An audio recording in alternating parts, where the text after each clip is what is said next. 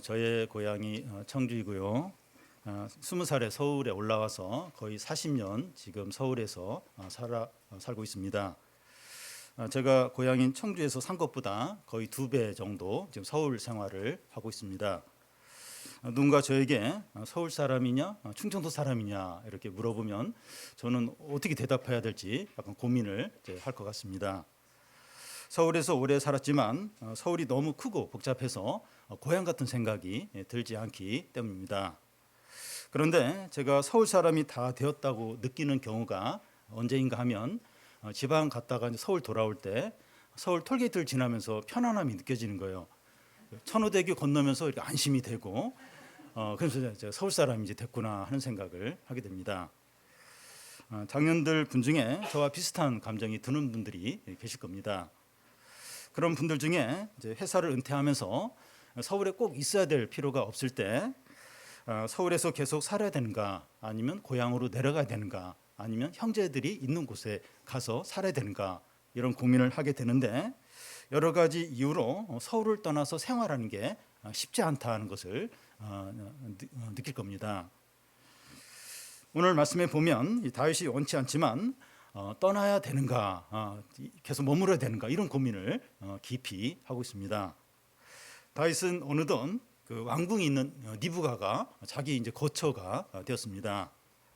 그는 이스라엘의 군 지휘관이고 또 왕의 음악 치료사이고 또 사울의 딸과 결혼해서 왕의 사위이고 절친인 왕의 아들 요나단이 또 그 옆에 있습니다.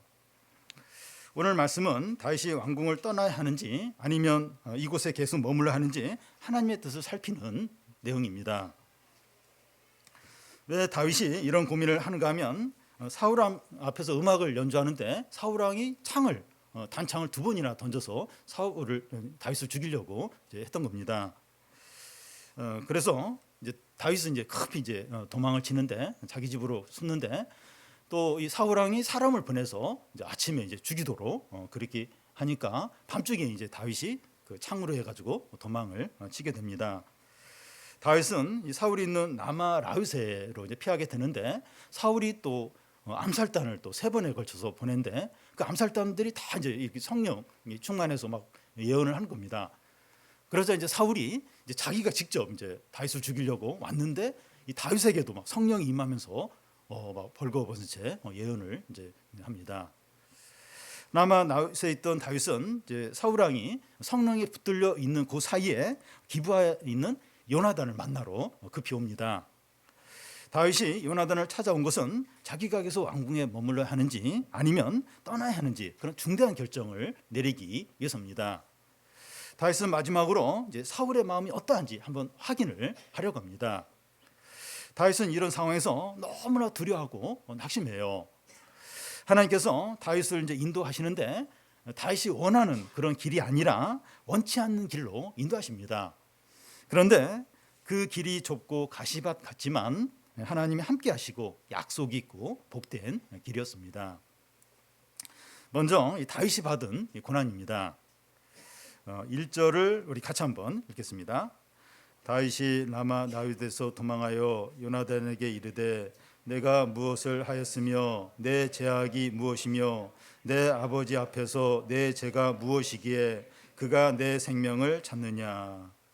다윗이 라마 라윗에서 기부하러 급히 와서 이제 요나단을 이제 만나게 되는데 이제 질문을 하는 거예요. 질문을 만나자마자 질문하는데 내가 무엇을 하였느냐, 내 죄악이 무엇이냐, 내 아버지 앞에서 내 죄가 무엇이냐. 다윗은 비슷한 말을 3번에 걸쳐서 반복해서 묻습니다. 내가 무슨 죄를 지었느냐. 다윗은 아무리 생각해도 하나님과 사람이나 이 사울 왕 앞에 죄를 지은 게 없는 거예요. 너무나 억울하고 너무나 이제 속상한 겁니다. 다윗은 이유도 모른 채 이 사울 왕에게 엄청난 미움을 받고 몇 번에 걸쳐서 살해 위협을 지금 당하고 있습니다. 무엇을 잘못하고 죄를 지었다는 걸 알면 매를 맞거나 또 미움을 받아도 감당할 만하죠. 근데 내가 뭘 잘못한지 모르는 거예요. 모르는데 계속해서 이제 미움을 받고 이러니까 너무나 이제 괴로운 겁니다. 성도가 당하는 어려움들이 이와 비슷합니다. 성도들이 애매히 이제 고난을 당할 때가 많습니다. 사무실에서 안 좋은 일이 터졌을 때 누군가에게 책임을 돌릴 희생양을 찾는데 회식에 자주 빠지고 잘 어울리지 않는 이 크리스찬 직원을 이제 희생양으로 삼을 때가 있습니다. 술자리도 자주 하고 또 이상한 농담도 같이 하고 윗사람 뒷담할 때 같이 이렇게 해야 하는데 평상시 그렇게 안 하는 거예요. 그러니까 이제 딱 이제 찍힌 거죠. 이런 일을 당할 때 너무 낙심하지 말라는 겁니다. 예수님을 생각하라는 예수님. 예수님은 아무 허물과 죄도 없는데 엄청난 미움을 받고 고난을 이제 당했습니다. 예수님도 그렇게 애매히 고난을 당하셨는데 이 도살당할 양처럼 끌려가면서도 아무 얘기 안 하셨는데 그러면서 이제 예수님 생각하면서 애매히 고난 잘못한 거 없어요. 근데 뭐 오해받고 욕 먹고 손해 보고 예수님을 생각하면서 참 아니 예수님 내 스승도 이제 그랬는데 내가 이런 어떤 대우받고 오해받았다고 이렇게 화를 내고 막 이제 그래 되겠느냐 이러면서 예수님 생각하면서 이제 참는 거죠. 다윗이 내 아버지 앞에서 내 죄가 무엇이냐? 그가 내 생명을 이제 찾느냐? 이런 말에 요나단이 무엇이라고 이제 대답을 합니까? 아버지가 너를 죽이려고 하는 것이 아니라는 거예요. 아버지가 하려고 하는 일 중에서 자기에게 이야기하지 않는 건 없다는 겁니다. 요나단은 아직 아버지 사울에 대해서 잘 모르는 겁니다. 요나단은 아버지 사울이 다윗을 죽이려고 하는 것은 양령이 임할 때 일시적인 어떤 발작 현상으로 그런 것뿐이라고 이제 이렇게 생각을 하는 겁니다. 그러자 다윗이 뭐라고 이야기합니까? 3절 끝에 보면 나와 죽음 사이는 한 걸음뿐이라는 거예요. 너는 지금 그렇게 약간 이렇게 그렇게 그냥 여유 있게 생각을 하는 것 같은데 나는 지금 죽음과 삶 사이가 한 걸음밖에 없다는 거예요. 바로 잘못 디디면 그냥 수천 낭떠러지 떨어져서 죽을 그런 너무나도 위험한 상황에 있다는 겁니다. 다윗은 사울을 너무나 두려워하면서 낙심하고 있어요. 그래서 하나님과 요나단까지 의심하고 있습니다. 8절 중간에 이제 다윗이 하늘 말을 통해서 그걸 이제 잘 알 수 있는데 내게 제약이 있으면 내가 친히 나를 죽이라 나를 내 아버지에게로 데려갈 이유가 무엇이냐. 다윗이 이 말까지 한다는 건 너무 지금 두려운 거예요.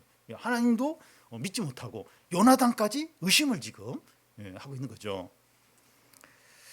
다윗은 이런 힘든 상황에서 그의 믿음이 어느 정도인가 이게 다 이제 드러나게 됩니다. 우리의 인생에서도 이제 죽음과 삶이 한 발자국 정도로 너무나 이제 힘들고 모든 걸 다 잃어버릴 것 같은 그런 어떤 큰 위기를 맞을 때가 있습니다.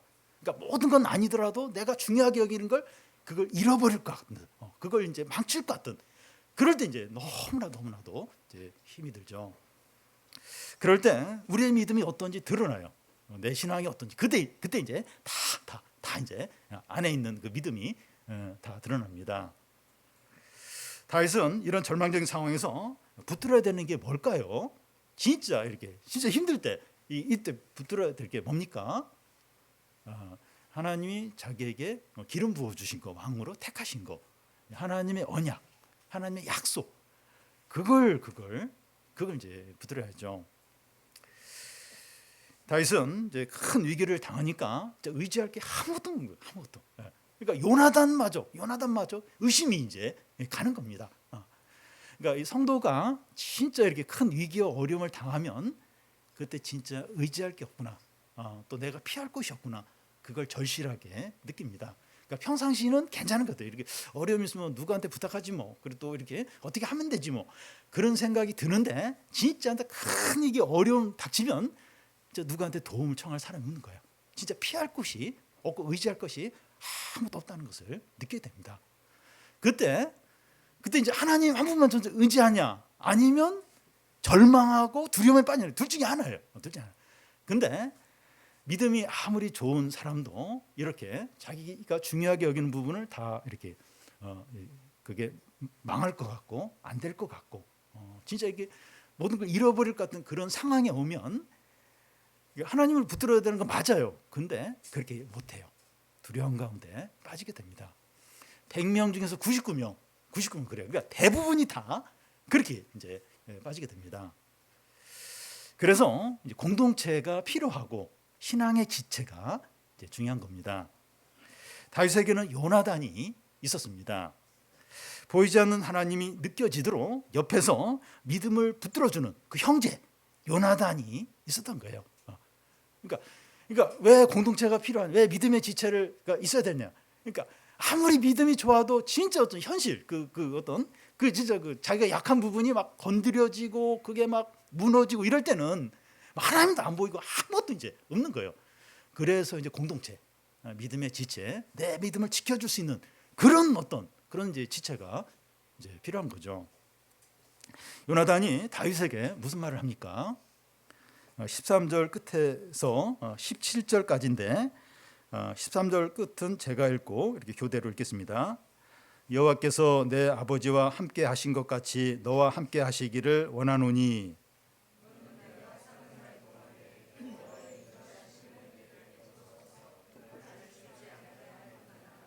여호와께서 너 다윗의 대적들을 지면에서 다 끊어 버리신 때에도 너는 내 인자함을 내 집에서 영원히 끊어 버리지 말라 하고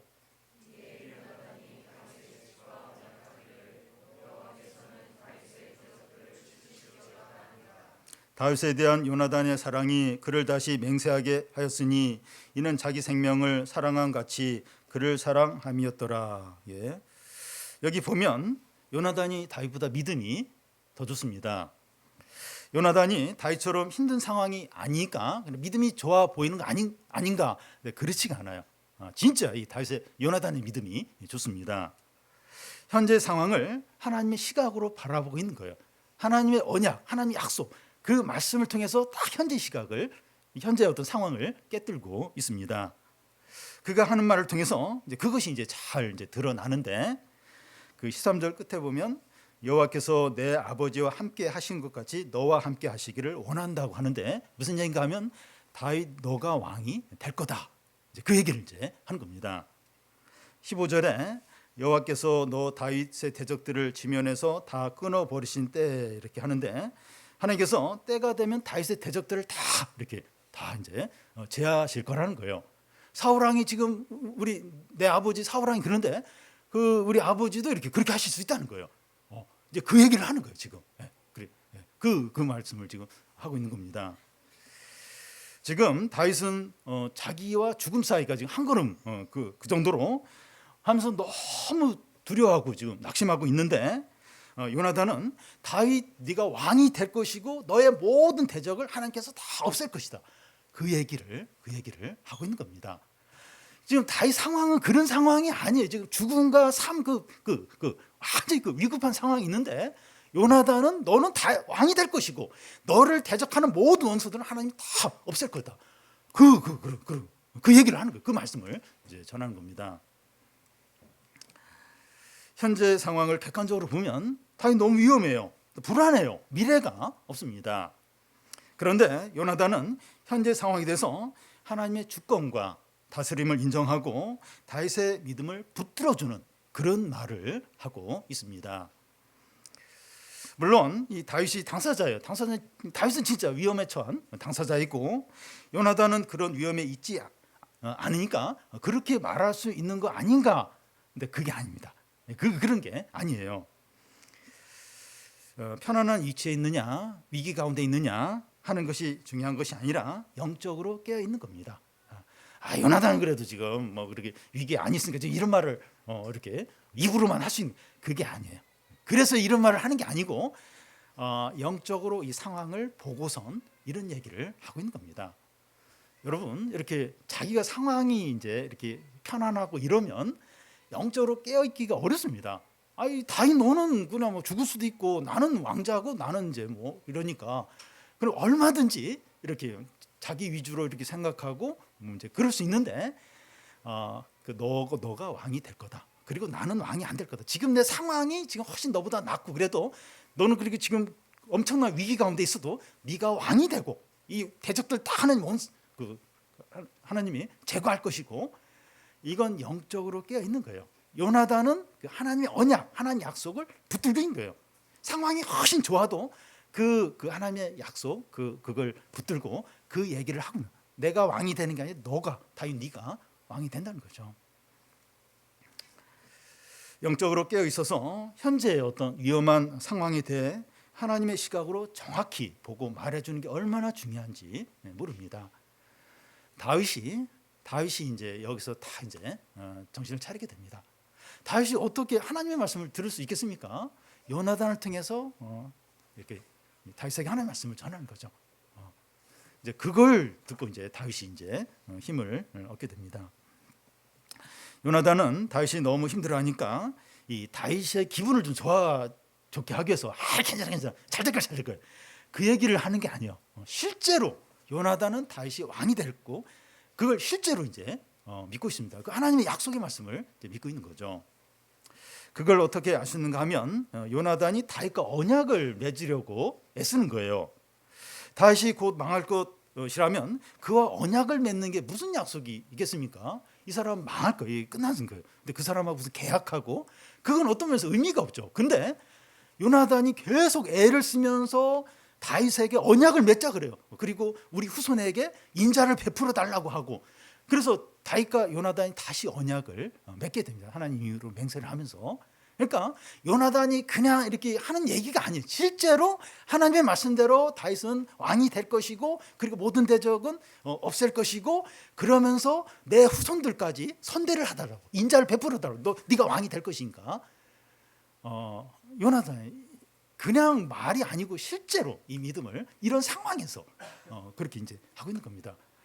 그러니까 다윗도 사실 이 상황을 알고 있고 하나님의 말씀을 알고 있어서 사실 다윗이 그 언약을 붙들고 두려워하지 않아야 되는데 다윗 당사자는 지금 어려움 앞에 지금 무너지고 있어요. 지금 다 의심을 하고 있는데 요나단은 안 그런 겁니다. 저는 이제 다윗과 요나단의 이걸 보면서 그러니까 요나단이 참 캐션 마크였어요. 이렇게 믿음이 좋은데 결국 이제 그 아버지 사울 왕과 블레셋과 전장에서 그 산에서 죽잖아요. 전사를 하잖아요.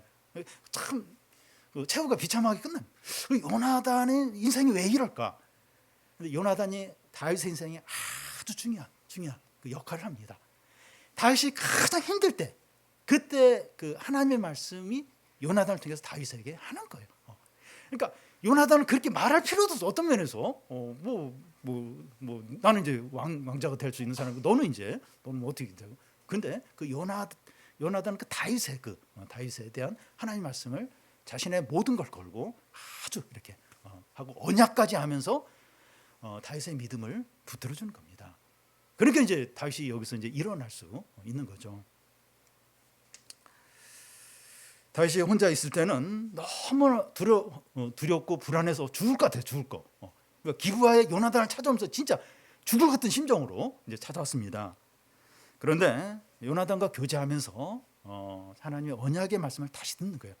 너는 왕이 될 것이고 지금 네가 굉장히 위기 가운데 있는데 대적들 하나님께서 다 없애줄 것이다.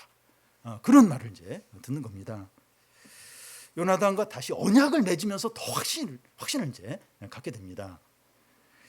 우리가 공동체로 모여서 함께 교제하는 것이 필요한 이유가 혼자 있을 때는 다윗처럼 낙심하고 두려워 떨 수밖에 없습니다. 그런데 서로 삶을 나누면서 어려움을 하나님의 시각으로 바라보고 서로 하나님의 약속을 붙들도록 이제 해주는 거죠. 지금까지 잘 참아왔는데 조금 더 인내합시다. 조금 더 하나님의 언약을 우리 붙들자. 절대로 우리의 염려대로 우리의 어떤 상상대로 그렇게 안 된다. 하나님의 언약을 우리 붙듭시다. 하나님의 말씀을 붙듭시다. 서로 이렇게 이야기를 해주는 거예요. 서로. 그러니까 어떤 때는 A가 이렇게 힘을 냈다가 어떤 때는 막 B가 이제 막 침체되고 또 어떤 때는 바뀌고. 그러니까 서로 이제 상태가 이제 좋을 때 지금 낙심하고 두려워하고 이제 이렇게 힘들어하는 그 지체에게 이제 이 얘기를 해주는 겁니다. 하나님의 언약, 하나님 반드시 하나님의 약속 지킬 거다. 그렇게 네가 염려하고 걱정하는데 그렇게 안 된다. 걱정하지 마라. 좀 인내하자. 우리 하나님 더 바라보자. 우리 하나님 함께 하신다. 그 얘기를 막 서로 해주는 거죠. 그리고 요나단이 다윗에게 인자를 베풀어 달라고 하면서 언약을 맺는데 이것을 보면서 현재 좋은 상황이나 안정된 자리가 결정적인 것이 아니라 죽음과 한 걸음 가운데 있다 할지라도 하나님의 약속이 있는 사람이 진짜 안전하고 미래가 이제 더 좋다 하는 생각을 하게 됩니다. 현재 상황에 보면 사울은 왕이에요. 요나단은 왕자입니다. 그리고 다윗은 그 사울 왕에게 너무나 미움을 받고 그래가지고 막 죽음의 위협을 당하고 제일 위험해요. 근데 이 하나님의 이 약속이 다윗과 이제 함께 이제 가게 되는 겁니다. 그러면서 좀 시간이 지나 보면 이제 다윗이 제일 안전하고 결국 이스라엘 왕이 되고 모든 부흥과 하나님의 축복을 누리게 됩니다. 그래서 현재 상황, 안전한 자리, 또 현재 어려움, 이게 결정적으로 중요한 게 아니라는 거예요. 하나님의 약속, 하나님의 말씀이 누구에게 있는가, 그걸 붙들고 있느냐, 그게 이제 결국은 그 사람의 미래와 안전과 모든 걸 이제 결정을 이제 하게 됩니다. 그래서 우리는 우리의 안전과 미래를 외적으로만 보면 안 되고 영적으로 하나님의 시각으로 봐야 됩니다. 너무 어렵다고 해서 너무 낙심하고 두려워하고, 다윗이 이해가 돼요. 내가 이 죽음과 이 삶 가운데 한 걸음 있다. 근데 다윗이 과거에 골리앗도 이기고 막 사자에서 막 그 양도 빼앗는 그런 엄청난 어떤 경험을 했는데 지금 너무 두려우니까 완전히 진짜에 빠져 있어요. 근데 아무리 어렵다 할지라도 이렇게 하나님 시각으로 바라보는 거죠. 그리고 너무 지금 잘 나가요. 너무 좋아요. 그래도 의지하면 안 된다. 이게 눈에 보이는 거 의지하면 안 돼. 이게 잘 되는 거 의지하지 마. 그러면서 하나님의 약속을 의지하면서 겸손해지고, 그게 얼마나 이게 필요하고 얼마나 계속해서 하나님의 은혜를 받는 그런 길인지 모릅니다.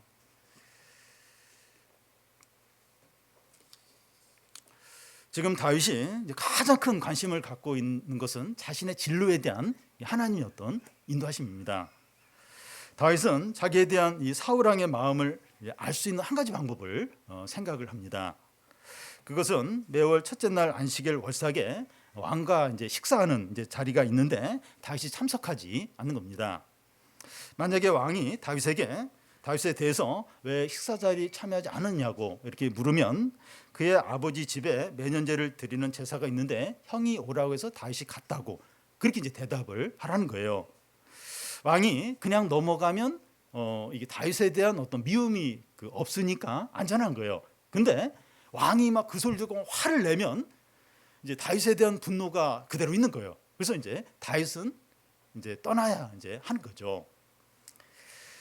다윗은 요나단에게 이걸 한번 알아봐 달라고, 왕의 마음을 한번 알아봐 달라고 부탁합니다. 요나단은 이제 아버지의 반응을 이제 알아봤을 때 결과를 이제 다윗에게 이야기를 해줘야 돼요. 근데 아버지가 이제 요나단과 다윗이 친하다는 걸 알고 이제 요나단이 다윗을 직접 만나서 어떤 결과를 알려주게 되면 이제 다윗이 위험해지는 거예요. 그래서 그렇게 요나단은 다윗을 만날 수가 없고 암호로 그 결과를 알려줘야 했습니다. 이제 어떤 식으로 알려주게 되는가 하면 요나단이 한 소년을 데리고 다윗이 숨어 있는 들로 가서 이제 활을 쏘는 거예요.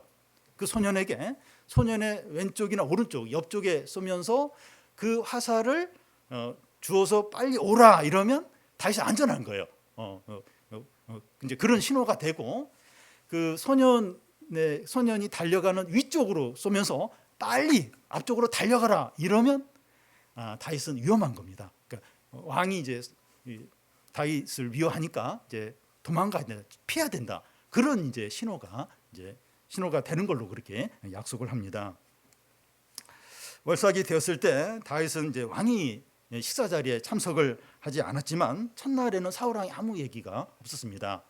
그 다음 날 이제 식사하는 자리에 그때도 이제 다윗이 참석을 이제 하지 않습니다. 그래서 사울 왕이 요나단을 물어봐요. 왜 다윗이 식사 자리에 두 번이나 참석을 안 했느냐고 묻자 그 아버지 그 고향에 그 감사제를 드리기 위해서 형이 오라고 해서 이제 가려고 해서 나에게 묻길래 내가 가도록 허락을 해줬다고 그렇게 대답을 합니다. 그러자 이 사울이 입에도 담기 어려운 그런 험한 욕을 이제 하는 겁니다. 어떤 욕을 했는지 한번 좀 보겠는데요. 30절에 보면 폐역 무도한 계집의 소생아, 이게 이제 좀 더 쉬운 말로 이렇게 메시지 성경에 보면 이 더러운 계집의 자식아, 자기 그 요나단 엄마 이게 더러운 계집애 자식아 이제 이렇게 막 험한 욕을 이제 합니다. 그러자 요나단이 이 사울에게 다윗이 다윗을 죽일 일을 다윗이 뭘 잘못했냐고 다윗을 이렇게 두둔하는 식으로 이제 질문하자 사울 왕이 단창을 집어서 요나단에게 던지게 됩니다. 요나단은 사울의 이런 태도를 보고 다윗을 죽일 그런 마음을 갖고 있구나 하는 걸 이제 느끼게 되죠. 그래서 너무 마음이 속상해서 다음 날 아무것도 안 먹어요. 아무것도 안 먹고 근심 가운데 있게 됩니다. 그 다음 날 이제 다윗과 약속한 그날 요나단은 한 소년을 데리고 이제 들로 나가게 됩니다. 이 요나단과 다윗이 암호로 이제 정한 대로 이제 하게 돼요. 다윗은 이제 바위 뒤에 숨어서 화살이 어느 방향으로 날아오나 그걸 노심초사하면서 이제 기다립니다. 요나단이 소년에게 화살이 이 편에 있으니까 얼른 화살을 가지고 돌아와라 이러면 다윗은 안전한 거예요.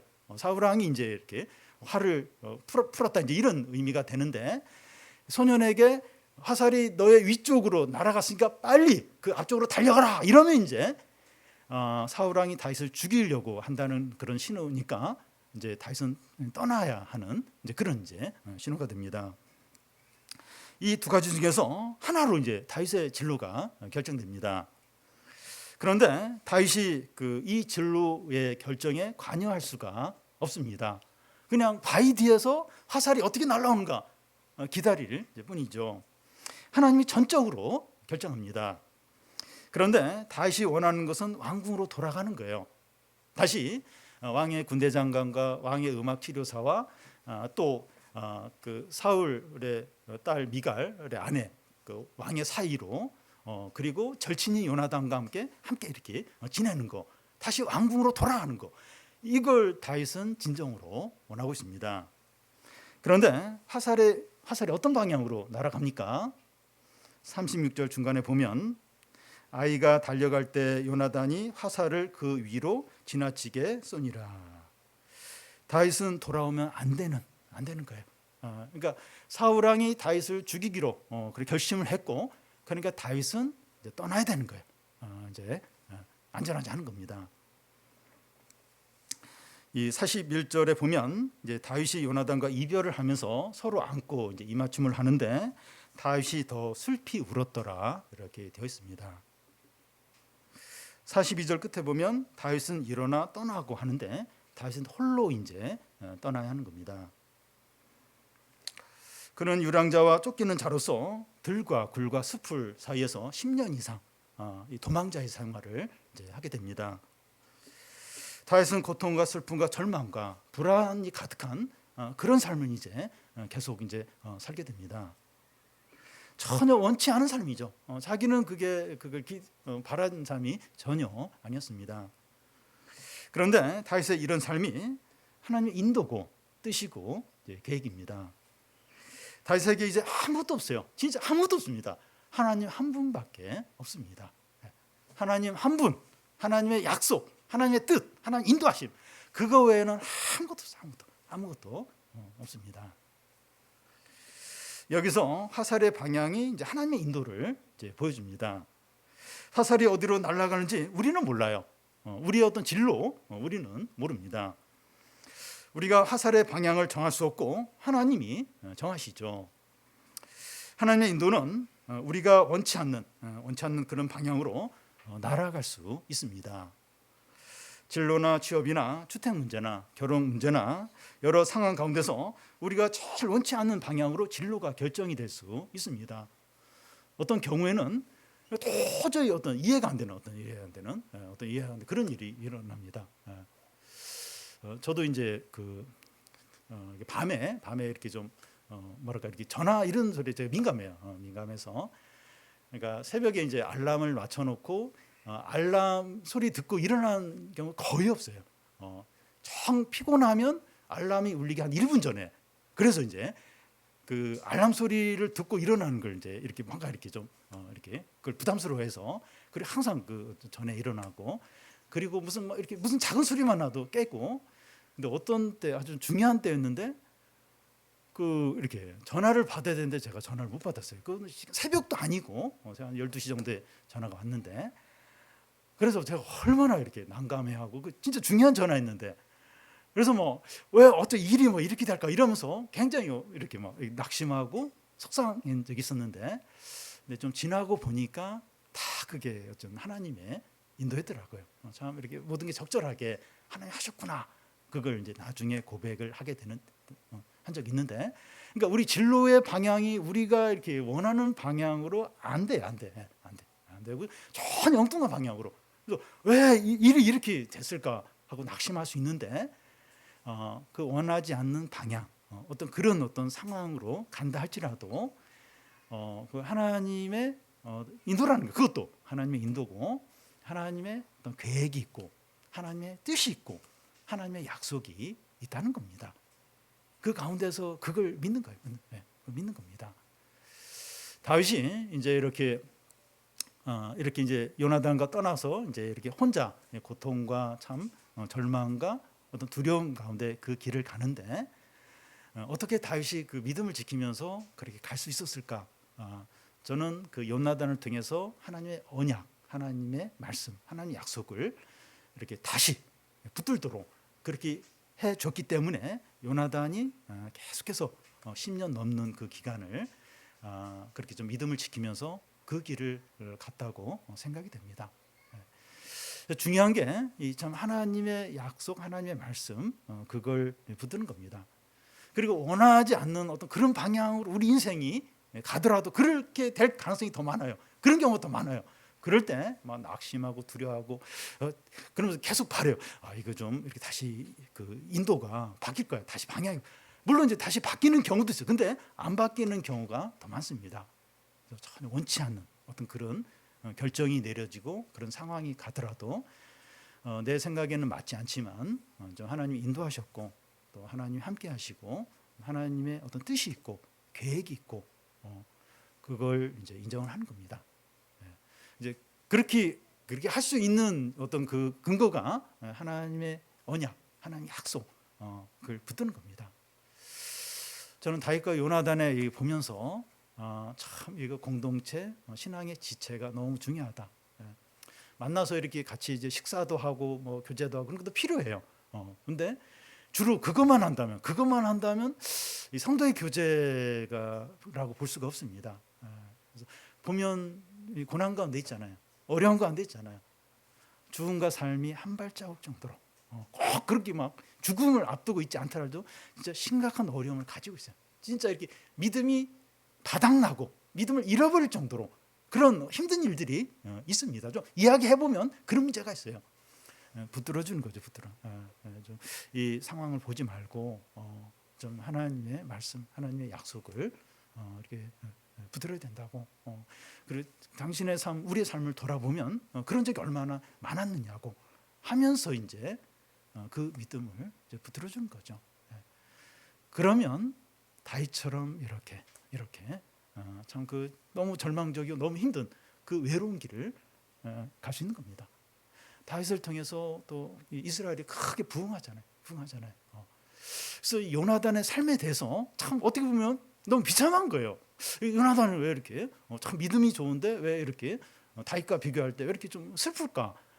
근데 이게 하나님 나라 입장에서 보면 다윗이 제일 힘들 때, 그냥 완전히 신앙이 무너지고 끝장날 것 같은 그때 다윗의 믿음을 붙들어 준 겁니다. 왕, 자신의 편함 이런 거 바라보지 않고 요나단이 다 믿음에 서가지고 다윗의 그 신앙을 붙들어주고 약속을 붙들도록 해주고, 이제 그 고난의 길을 가는데 절대로 무너지지 않고 낙심하지 않도록 그 확신을 주고.